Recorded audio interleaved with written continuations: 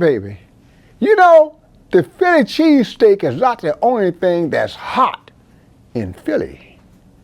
Oh, there's some hot jazz. I'm talking about it's been there for a long time. We talking about Joe. We talk about John Coltrane. All kind of bad cats come out of there, man. Just Freddie Joe Jones, just keep going forever. You know, Bobby Timmons, just keep going. But I want to talk about a young man born in Philadelphia in 1938. His name was Edward Lee Morgan, and he was the youngest of 4 children. Now, when you grow up in the area of Philly that he grew up in, you're going to hear a lot of jazz. That's just the way it was. A lot of jazz musicians, a lot of music, a lot of clubs, a lot of having a good time. His first interest was actually in the vibraphone. Strings. And he actually could play the alto saxophone. But somewhere around 10 or 11, his eye was caught by the trumpet. And man, he wanted one, but just wasn't one around. For his 13th birthday, his oldest sister gave him the birthday present of a lifetime, a brand new shiny trumpet. Oh boy, was he happy. And he started working out, practicing. Now everybody knows everybody. So of course they wanted the young man to have a little help, so they had this cat and this cat come by to help him. And wouldn't you know that one of the greatest trumpet players of all time, the legendary Clifford Brown, lived in the neighborhood as well. And Clifford actually gave him lessons as a teenager. And he was off and running, baby. By the time he was 18 years old, he was playing in Dizzy Gillespie's big band. Yes, right, you heard it. And Dizzy loved this young man and his playing so much that he gave him one of his upswift trumpets with the bells pointing toward the ceiling so he could play cool and the sound still goes out. Playing cool, but the sound is still going out. Yeah, Lee had one of those.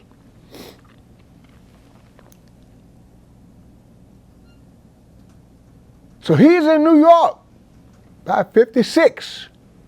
This is the golden age of jazz, and this new jazz is evolving from bebop. It's called hard bop. The big band thing is not happening. It's too hard to keep it together because there's too many miles to fill and not enough gigs for a big band like that. The clubs are getting smaller. What are you gonna do? Dizzy had to break his band up somewhere around 58. So now we got combos here and combos there and combos here and combos there. And he's playing with everybody he can, man. He's a busy, busy cat, playing with Hank Mobley and playing with this one and that one. And finally, he got a big break. One of the most popular jazz albums of all time. John Coltrane's Blue Train, have you heard me, 1957, features a 19-year-old Lee Morgan. And he is literally blowing the house down. And the world is going, oh boy, what is this? Yeah.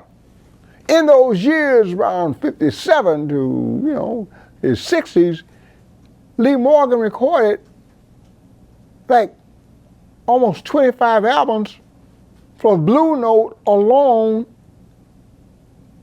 and with everybody. Did I say everybody? Everybody. We're talking about Wayne Shorter. We're talking about Joe Henderson.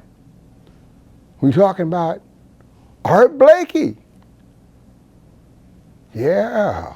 And of course, Art had just lost Clifford Brown in a tragic car accident. And they tried for a while to replace him, and couldn't nobody do it like Brownie did it. Until they brought in Lee. And Lee did it. Because he could do Clifford, he could do Dizzy, and he could do Lee. Oh yeah, he had that whole funky blues thing down. He had that bebop thing down, the hard bop thing, the R&B thing, the avant-garde. He had all, and he had the technical prowess on the horn to play anything he wanted to.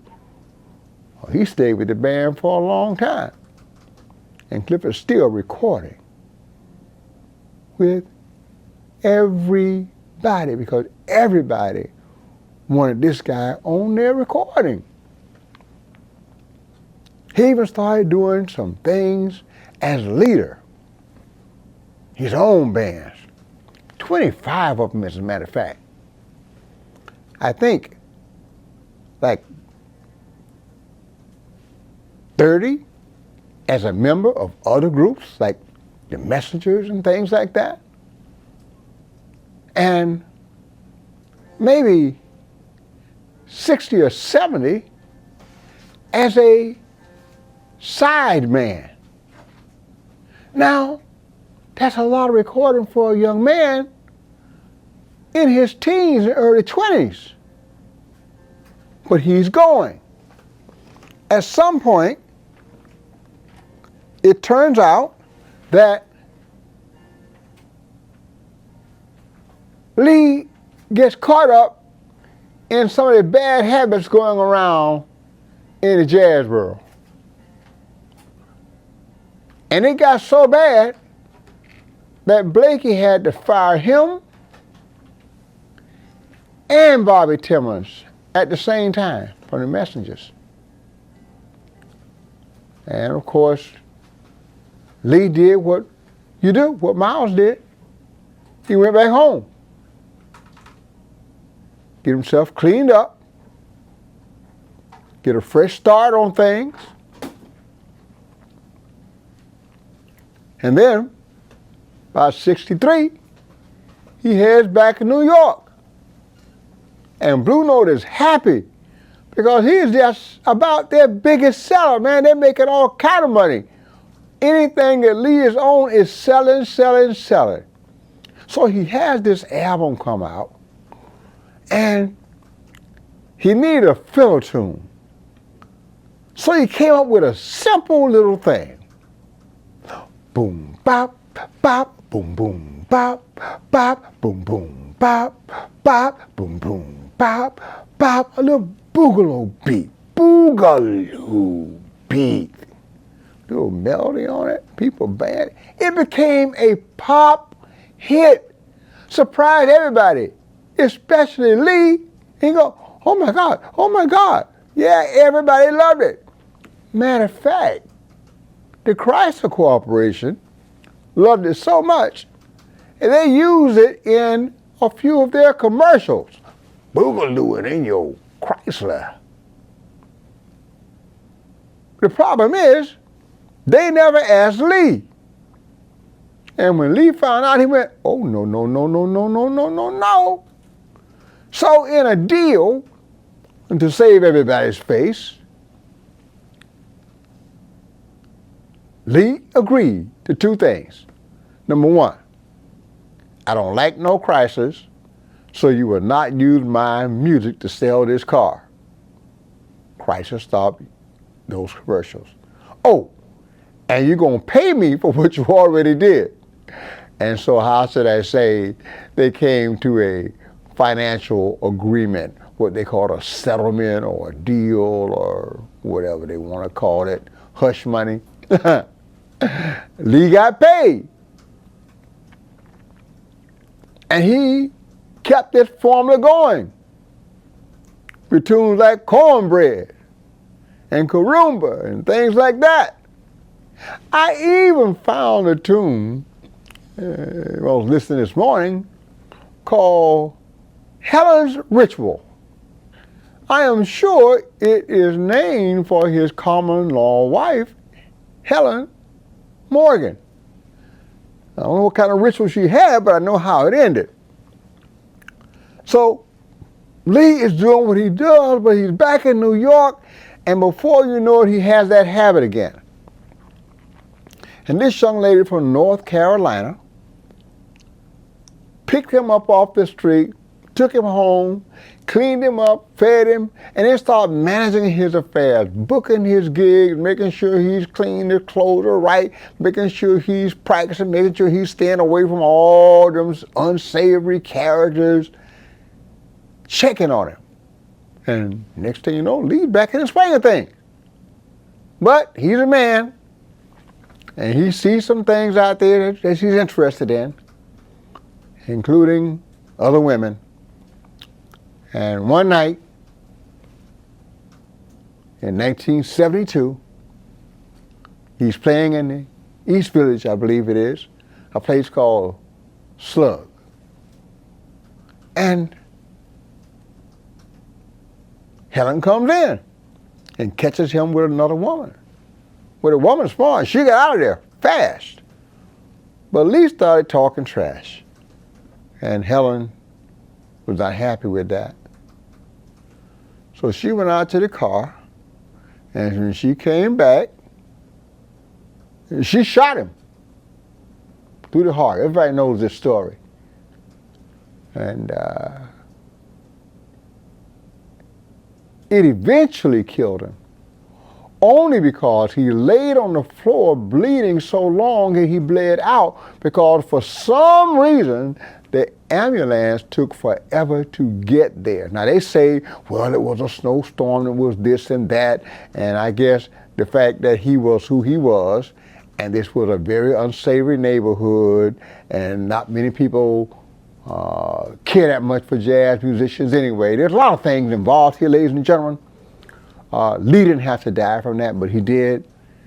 And the truth of the matter is, by the time the police got there, Helen was still laying on top of Lee, trying to stop the blood, telling him how much she loved him and how sorry she was. Tragedy. Out of this tragedy,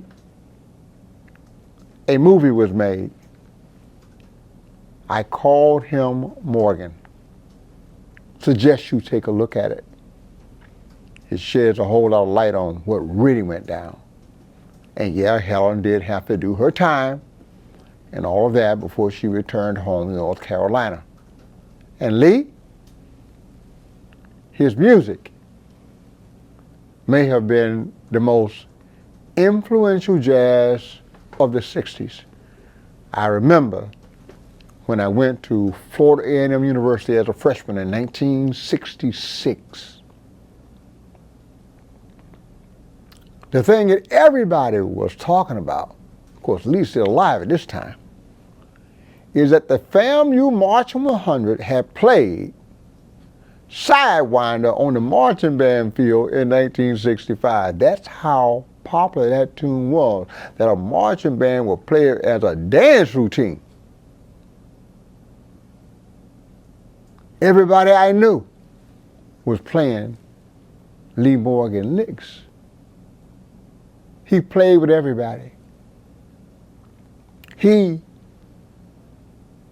continued the legacy of jazz trumpet.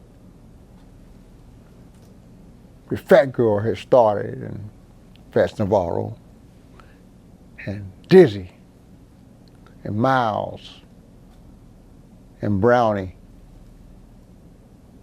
and later Freddie, Clifford, of course, who is Brownie, and so many others. So when we think of Lee Morgan, we can think of him as this tragic, sad jazz character. Or we can get past ourselves and realize that he had more genius than his little finger than we have in our entire bodies. And if you don't believe that, just start listening to his music and you will know that you are dealing with a genius. And a lot of times, these extremely artistic geniuses are only here for a short time. And we can name them from Mozart to Jimi Hendrix, only here for a short time. Lee Morgan was only here for 33 years. But his music is as important today as on the day he recorded it. And his recordings, he recorded right up until the day before he died. He never stopped pursuing his passion. Edward Lee Morgan, born in Philadelphia, 1938. Thank you, sir, for all the beauty you left for the rest of us. Go check him out, folks.